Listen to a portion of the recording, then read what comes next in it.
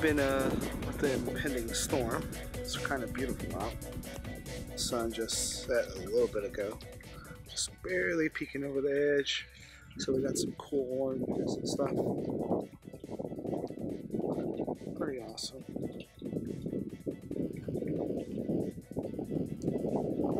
I just wanted to share that. Hurricane is starting to make landfall a little bit ago. It's still up pretty much up in the Keys.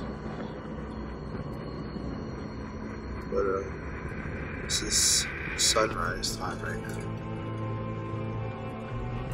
It's not that sunrising because of all the clouds. It's getting pretty windy.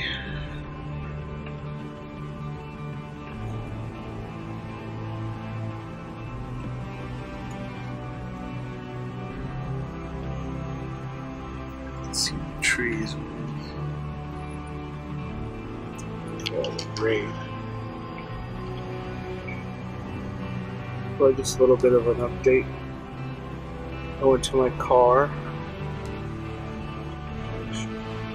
The shelter here and go change my clothes. They get a little wet though, but it's alright. It was a harrowing day here for the people, and it was devastating from the moment it hit, first making landfall in the Keys, then the wind gusts in Miami, topping 100 miles per hour. So we turn back to our senior national correspondent Matt Guffin tonight on this very difficult day. Hurricane Irma devouring Florida tonight. The storm making its first U.S. landfall at Cudjoe Key in the lower Florida Keys at 9:10 a.m. These storm chasers clocking speeds at 117 miles per hour. The actual speed may have been higher. Just before 10 a.m., a 94 mile per hour wind gust in Miami. Those gusts even stronger at the top of skyscrapers, snapping that crane and ripping off the roof of this apartment building. On the streets below, more than 5 feet of storm surge swamping downtown Miami.